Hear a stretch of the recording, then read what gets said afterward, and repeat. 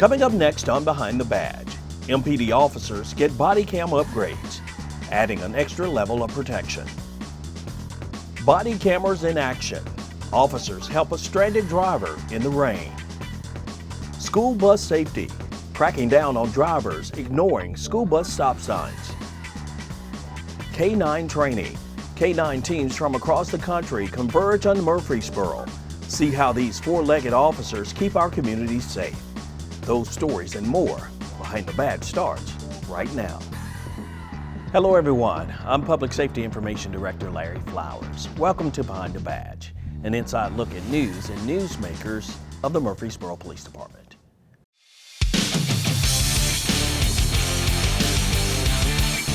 Our lead story, the Murfreesboro Police Department has upgraded body cameras for officers with a new safety feature.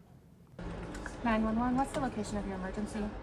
If ever there's an emergency, 395 to 1263. and an officer doesn't respond by radio or cell phone, 395 to 1263.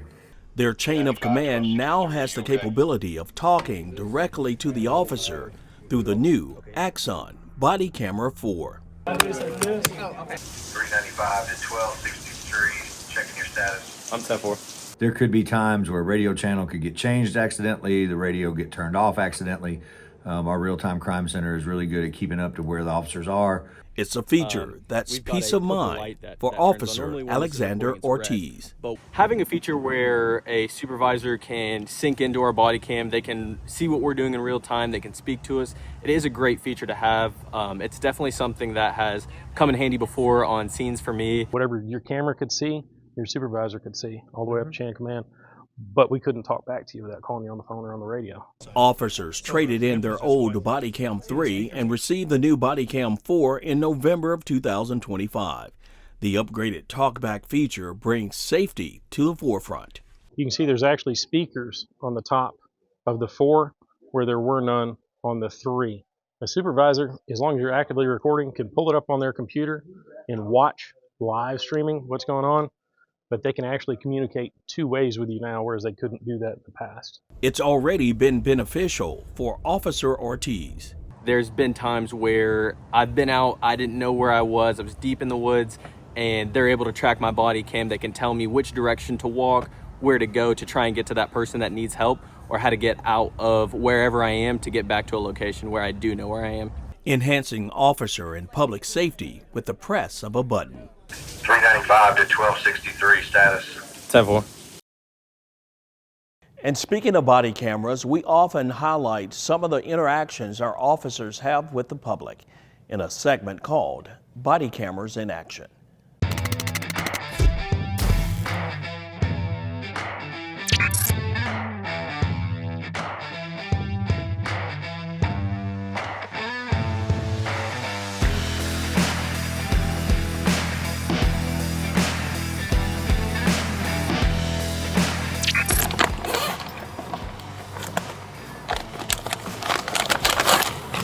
That's a weird spot for a battery though. Yeah, I know.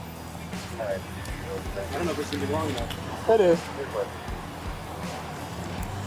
I'm gonna go black first. Hold on. Okay. All right, you said you're going to do the black one first? Yeah. All right, go.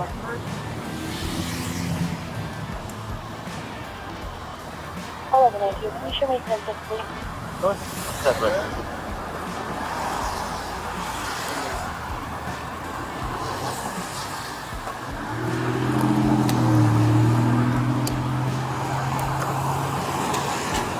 Those lights look stronger already.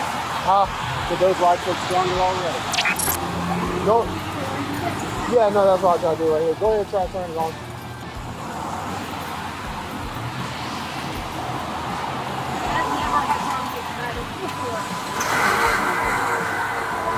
Okay.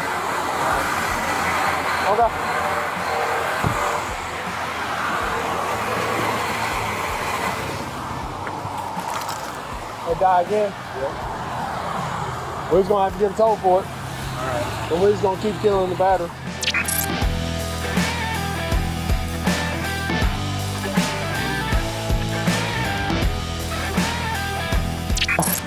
Why is she going on one of these spots?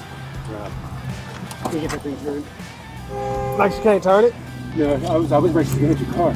No, she was good. I had it where it was good.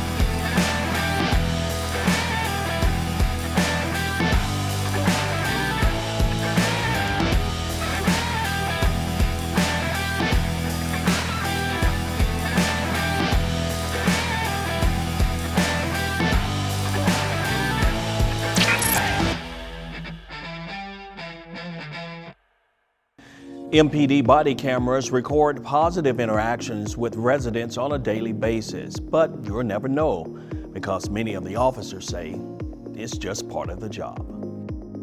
Did you know we have a public safety podcast called 10 Code? You can download it wherever you listen to your favorite podcast. The new MPD traffic unit is dedicated to making our streets safer, paying special attention to school zones. MPD officers stopped 5 vehicles on East Clark Boulevard at the beginning of the school year for illegally passing a stopped school bus with its stop sign deployed and lights flashing. This is not just dangerous, it's illegal. Patrol dashcam video shows the vehicles running the school bus stop sign. Traffic unit officers cited drivers for disregarding a stop sign or signal school bus. Tennessee law requires drivers to stop for a school bus when its stop arm is extended and red lights are flashing, unless you're on a divided highway with a physical barrier or an unpaved median. Drivers must stop for stopped school buses on 2-lane roads, on multiple lane roads without a divider, and in school zones. Don't ever pass a stopped school bus. Children may be crossing the street. I am from Panama City, Florida. Monroe, Louisiana. I am from Orange County, California. I am from Princeton, Minnesota. I am from Charlotte, North Carolina. Caguas, Puerto Rico. But this is my city. My department. My home. Protecting your city. Your home. Protecting the heart of Tennessee. Grow with Murfreesboro Police Department. Be the difference. Big changes to Murfreesboro's fight against crime. The police department is doubling the staff at its real-time crime center, a move aimed at enhancing public safety and solving cases faster. The Real-Time Crime Center, or RTCC, has become a critical tool for Murfreesboro Police. In 2025, the center played a role in nearly 600 active calls for service or criminal investigation during the fourth quarter alone. It's part of a growing trend, nearly 450 verified successes in 2025, surpassing the 2024 numbers. With 4 new crime data analysts added in October and November, the RTCC now has expanded hours and weekend coverage, ensuring faster response times and improved officer and community safety. That's a reflection of the tremendous amount of success that we've had here in the Real-Time Crime Center, and also a sign of just the immense support that we've received, not only from our command staff, but also from our city leadership as well. Crime Analysis Unit and Real-Time Crime Center Supervisor Ryan Lawrence says the demand for the center's services was outpacing its resources, prompting the staffing increase. We really just had a handful of dedicated people in this room working daytime hours, and what we found is at a certain point, the demand for the crime center was outpacing the supply. And so we took action to address that. And by adding this additional staffing, we're now able to expand not only our hours, but also increase to some weekend coverage as well. The RTCC team uses advanced technology like license plate readers, public safety cameras, and gunshot detection sensors to help solve crimes and locate missing people quickly. All videos are retained for 30 days, far less than the state's 90-day retention standards, keeping transparency a priority. Right now we are in the process of relocating to a different room within the department, and that will actually allow us to increase the number of workstations and support this great increase in staffing that we've recently undergone. The RTCC team also works to educate the public about its mission and technology through programs like our Citizens Police Academy. We discuss the Real-Time Crime Center, how we do what we do. We walk through participants through that. We also participate in Leadership Rutherford and several other community functions that allow us to educate people on the Crime Center and how we do what we do every day. The Real-Time Crime Center is in its second full year of operation.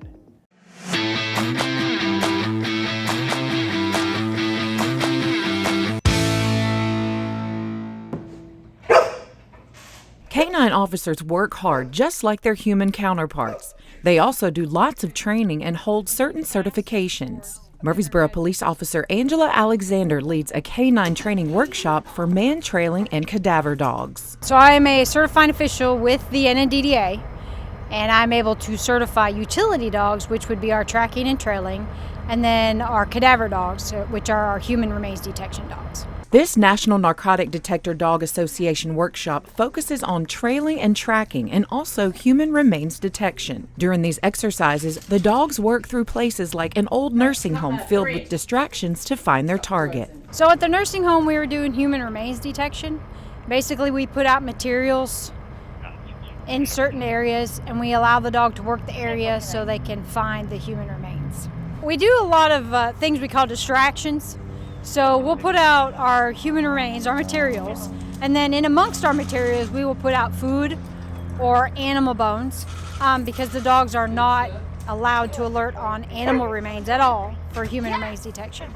And we want to make sure that they're only alerting on human remains. So whether there's food in the area or something else fun in the area, they're going to work and do their job and only alert us to the human remains that's present. The training also covers scenarios that are not on dry land. So the boat was water recovery, so basically looking for human remains on water in a boat.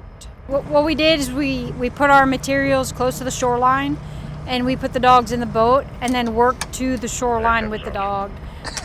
Sometimes it's kind of hard to put human remains in the middle of a lake, so we have to put them where we can, where it's, I guess, easy to put them. What happens is the odor from the human remains will stay on top of the water and then it goes into the boat. So when the odor goes into the boat, the dog will give you an alert when they're close to the human remains. Officer Alexander's dog, Kari, is certified in 2 areas, which requires a minimum of 16 training hours per month. Good job. Good job, Kari. My dog is certified in 2 things, so I do way more training than 16 hours a month to make sure that she's proficient in what she does. I train twice a week, sometimes a little bit more if I can fit it in. It's always fun and it's good for the dogs and it keeps them to where they're going to do their job when they're called out.